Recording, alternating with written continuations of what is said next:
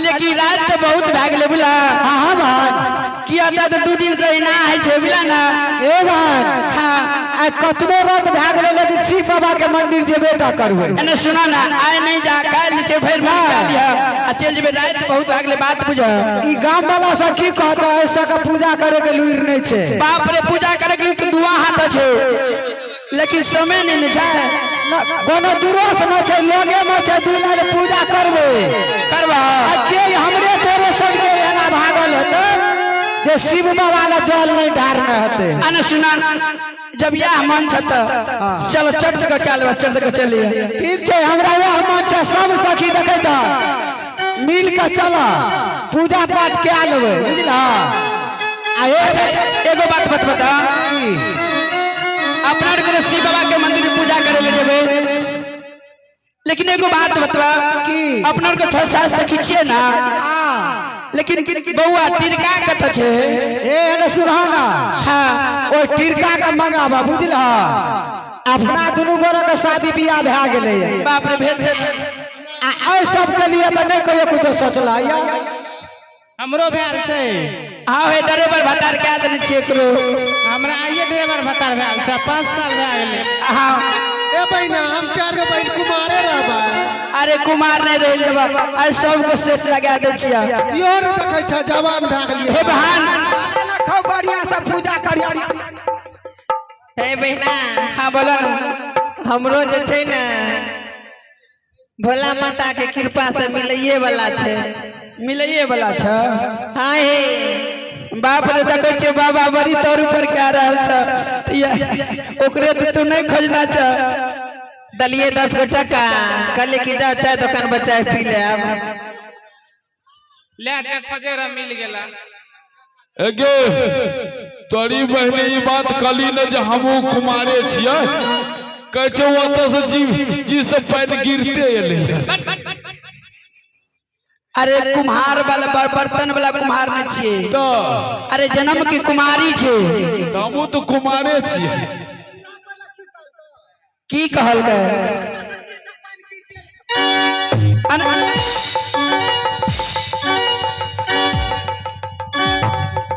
अरे चिलम नाक वाला अथी आता रुक अरे करिया तू त हमरा बाप के उम्र छी कुमारे छी। अरे हां कत रही छी आइ काल नहीं बुझली आ हम चल गेलिए रे बाप के ससुराल। आज अरे तू अपना ममहर गेल गी आहो गे अच्छा एना के कहिन के हम अपना ममहर गेल दिए ओ कह छो नानी गाँव गेलिए ना हां त हमर कहै छियो हमर नाना कहै छो दल कल 1 लोटा पानी अच्छा आ कुर्सी दल के बैठैले। अच्छा बुझ लगे की से हमर नाइन देले है ना। हां आ कहै छे कि बोरे मौसी कुमारे छो गो लड़का खोज न दे तोरा ने कहलका हमरा कहलकै त की तू खोजली अपना मौसी के लड़का नहीं तो हम कल लेकिन ना हो हां तिलक तोरा तो बहुत लग जता है कल किस्ती पर गाड़ियों मांगे छे। हां तिलको बहुत ले बहुते तो कल कि उ सब जे छे न बच जता की है कना बच जता कल हमरे से क्या लेते है रे चिलम नाक वाला तू त नाक कटेले रे आई भैया कोढ़िया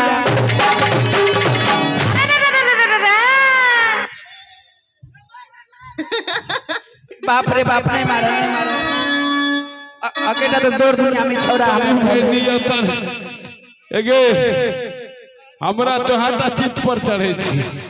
अने सुनो ना हां कहू ना रात बहुत भाग ले बुलिया हां आज जे छै ना मन छै शिव बाबा के मंदिर में जे पूजा के लेबे चचत के चल लेबे ठीके छे। एकटा बात को तो पूजा तोरा के कथी ले करबी हमरा के पूजा कथी ले करबे तू ने बोल जे नी घर वाला हते नी कुमार होते यह खातिर न करबे हमहू तो कछु कुमारे छे तो तू कथी खातिर करबे हमहू कहलिए भोला हुआ के कुछ नकमुनी वाली कन्या दियो अच्छा आ भर सिंदूर वाली एगो बहुत दियो। अरे कोरोना वाला तोरा से के करतो रे अरे टाटी वाला हे छोरी देखै छी कुमारे छे। हे बहना तोरा के जते ना बात करे छ ना भर दिन के उपासल छिए जाने छ पानी तहाज नहीं पी लिया ये ना बात जाय छी हमें जाय छ बहिना हां भोरे उठे छ चल जा छ तोरा के चलिए जाय छ हमरा नहीं जब हम पूजा पाठ करे ला काले कर लब हे बहन चला तो जब ठीक है छोड़ दे जब एकर साला भए जेबे त असगरे नहीं जेबे ठीक है छ त छोड़ दे कब ओकरे जीत रहा था ठीक है छ जा तब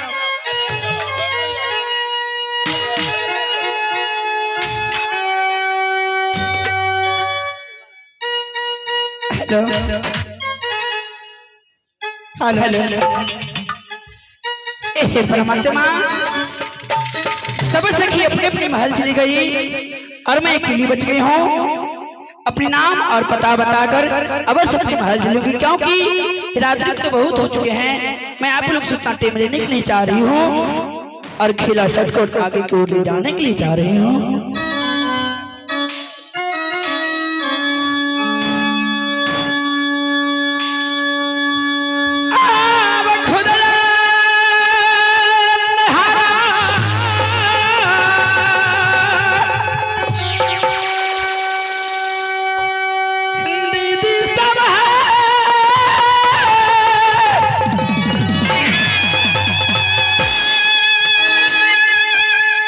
मोरंग की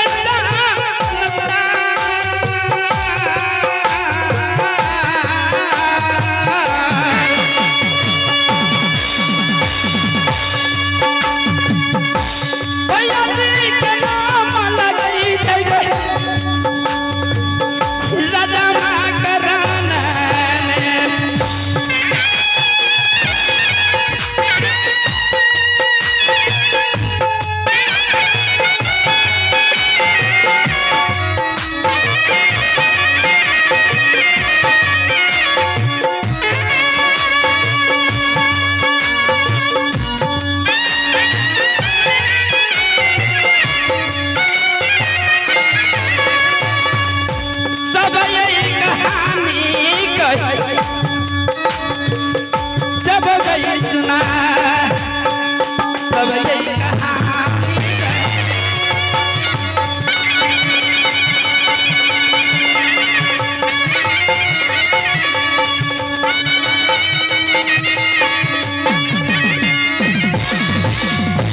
हे परमात्मा मेरी नैहर किला रंग करते हैं माँ और मेरे पिताजी की नाम राजा महिपाल और मेरे भाई की नाम राजा विक्रम पढ़ते हैं माँ दहिया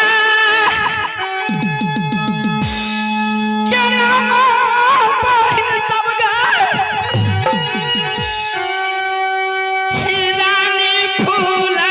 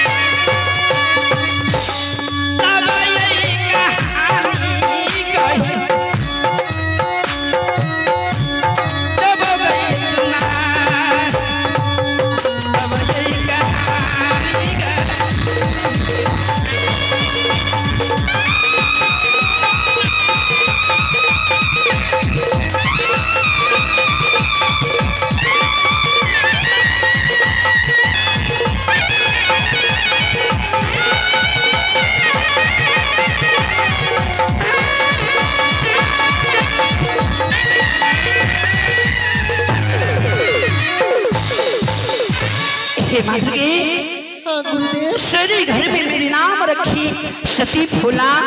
हे परमात्मा एक समय की कहानी है जो मेरी नैहर में मेरी सूरत से 14 कोस मोरंग में दीप नहीं जलती है माँ।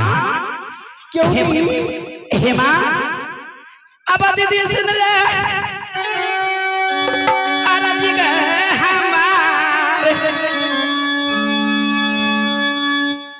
सुंदर ससुर भागई राजा मोहब्बा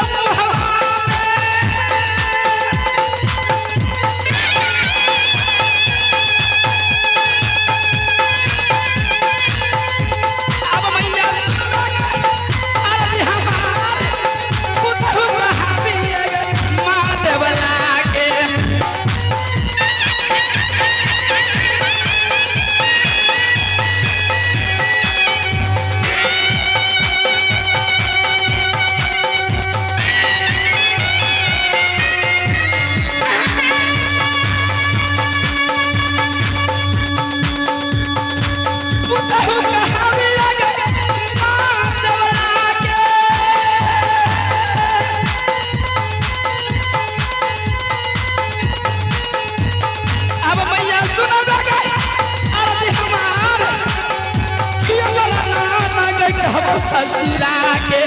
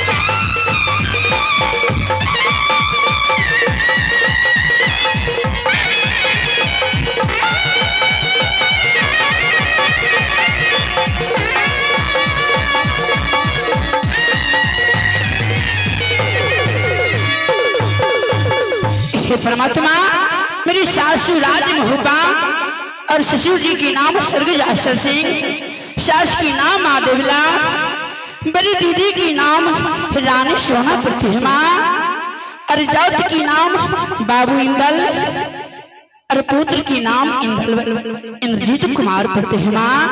हेमा समय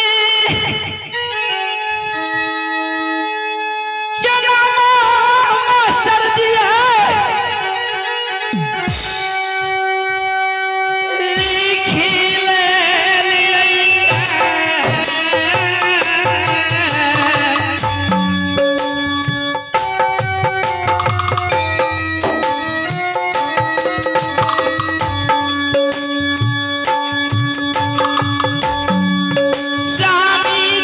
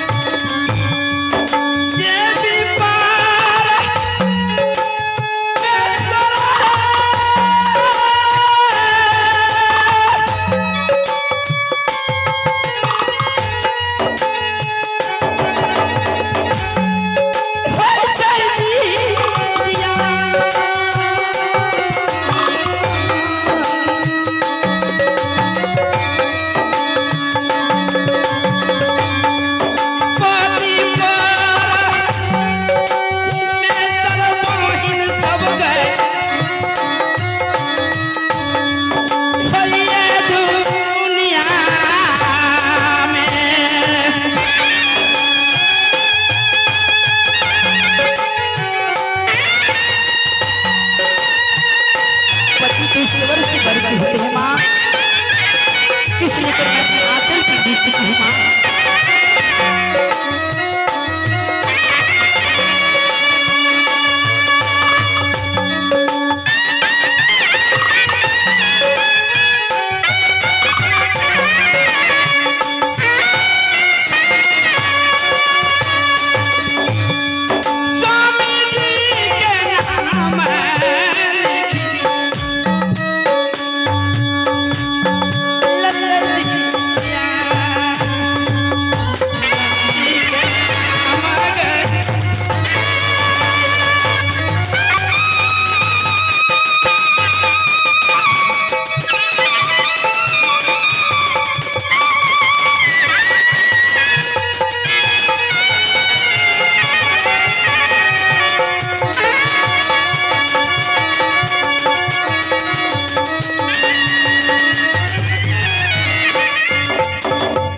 हे परमात्मा, मैं अपने पति देव के नाम में आंचल भी लिख चुकी हूँ और मैं कुछ पल के लिए अपने पति देव के अदालत चलती हूँ और पति देव की सेवा करके उसके बाद अपनी महल चलेंगी माँ।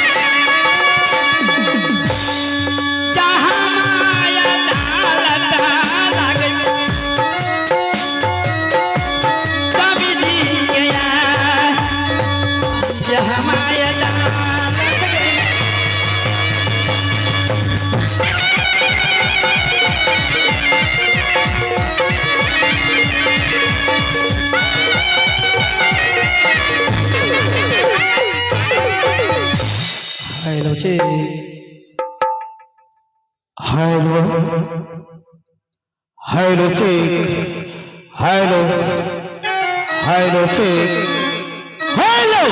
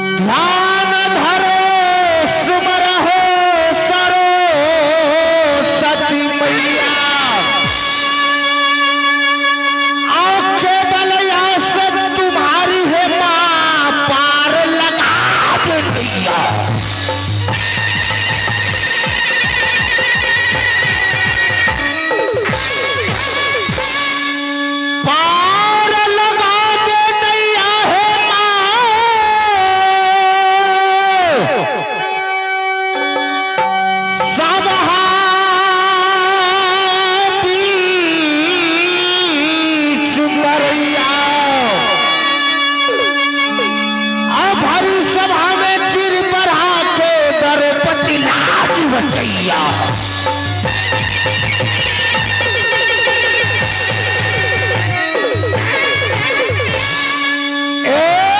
भारत के दरमियान में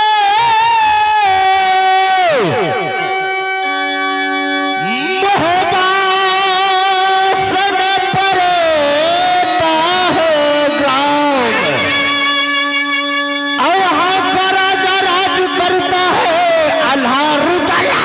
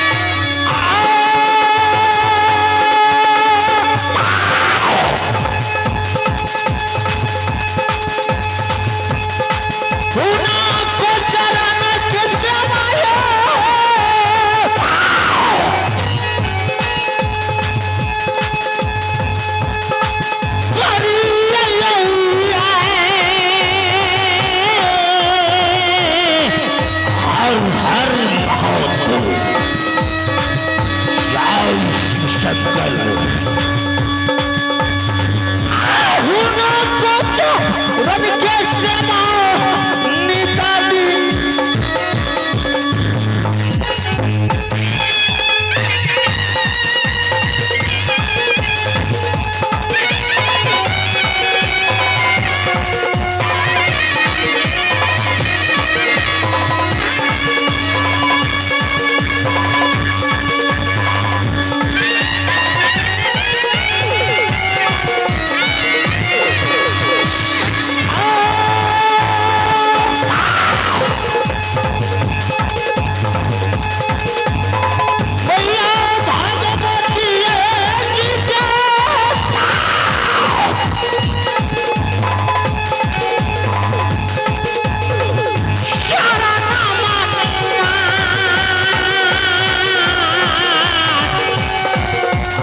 हर महादेव जय शिव शंकर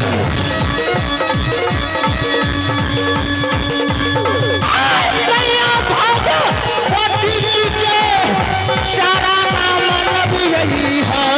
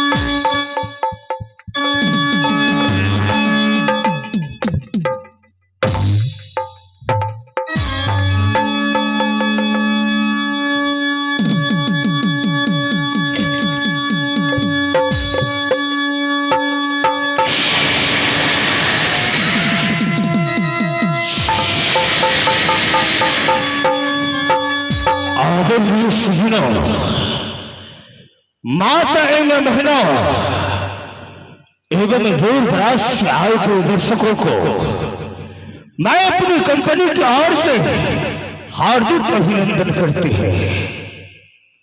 तो दोस्तों कहते हैं अगर कोई शुभ कार्य होता है तो एक बार भगवान का नाम लिया करते हैं। तो एक बार आप सब मिलकर मां भगवती के नाम से जयकार लगाए और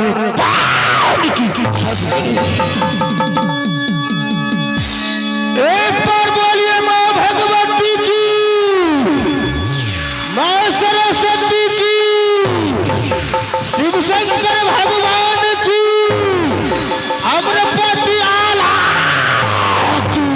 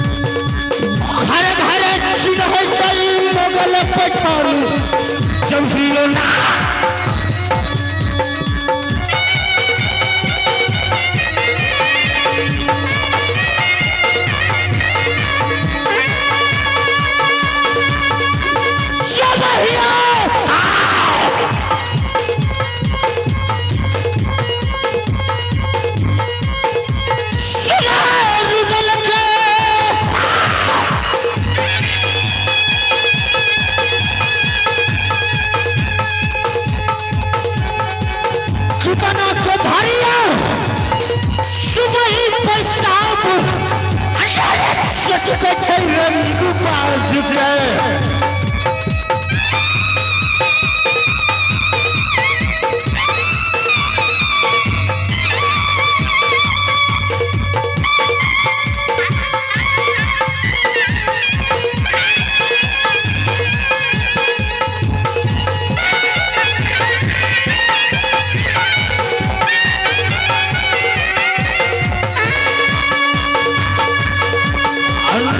चटकई रंग बाजू के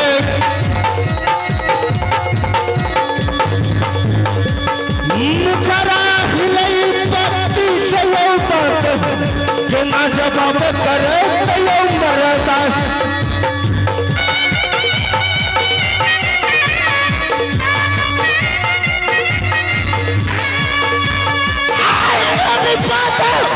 लवी बेटा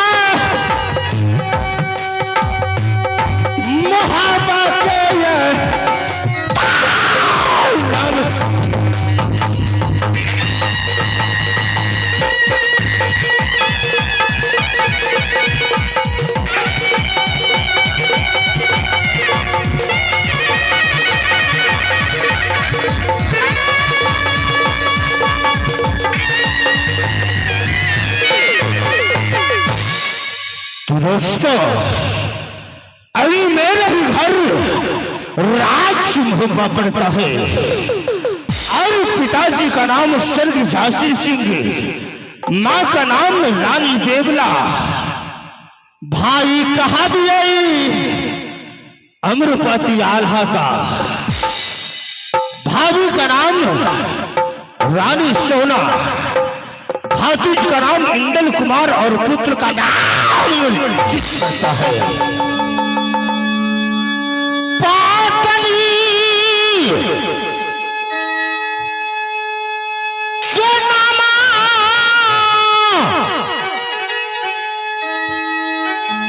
मास्टर जी है रानी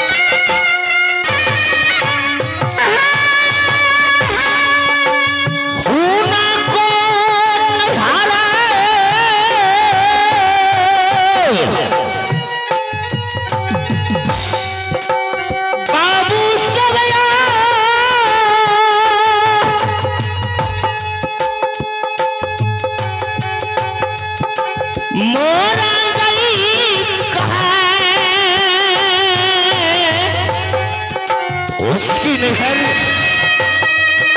किला मोरंग में पड़ता है।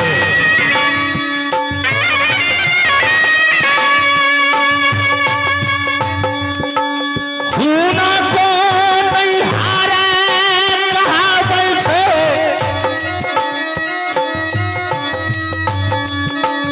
किला मोरंग में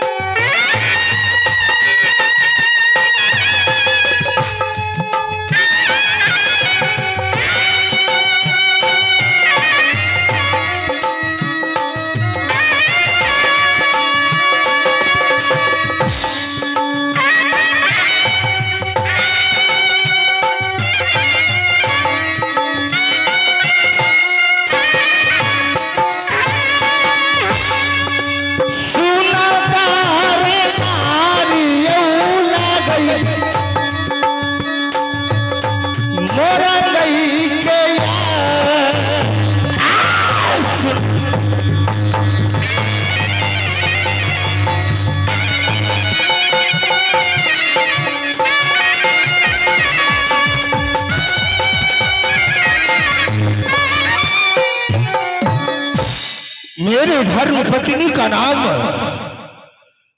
कौन नहीं जानता है। एकावनों किला में कि फूला की सूरत से 14 कोस में दीप नहीं जला करता था परंतु जब से चलती आया है बदल का तो एक पल शायद से मैं राज मुहब्बा में नहीं रहता हूं। एक रोज लड़ाई झगड़ा ढूंढता रहता हूं, पैसा झगड़ा लेकर के लड़ता हूं। जिस रोज पैसा झगड़ा नहीं मिलता है तो मैं अपनी पैकेट से पैसा लगा करके झगड़ा करके लड़ता हूं। बाबू हो लोहे जीना लोहे में छै मरना लोहे में बरिया करे से हो ये राम, लेकिन नित दिन इस्तेमाल करिए हो लोग।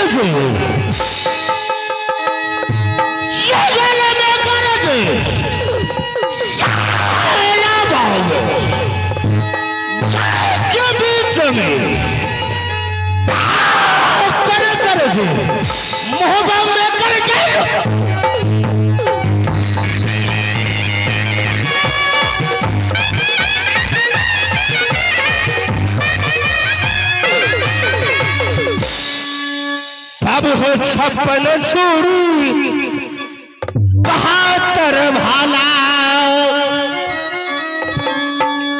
56 छुरी 72 भाला, ये गल बगल लिया दवाई बेच पर भरोसा लिया उठा 100 गोली कलाई पर बांध तो बम का झोला।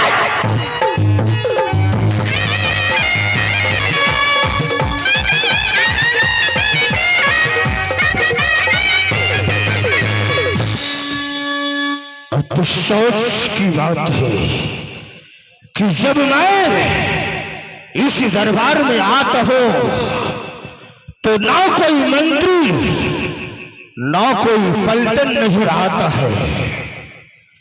एक बार मैं मंत्री को आवाज लगाता हूं, देखता हूं हरमजादे मेरे पास आता है कि नहीं। अगर नहीं आया तो मैं शायद यहां से चलूंगा। मंत्री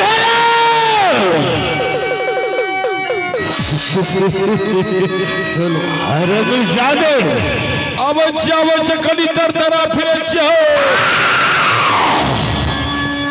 आते हो कि नहीं। हरमजादे अगर मैं आ गया तो सोच लो